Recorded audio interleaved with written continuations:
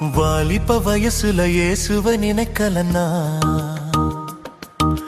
வயசுல கோளாறு மனசுல தாறுமாறு.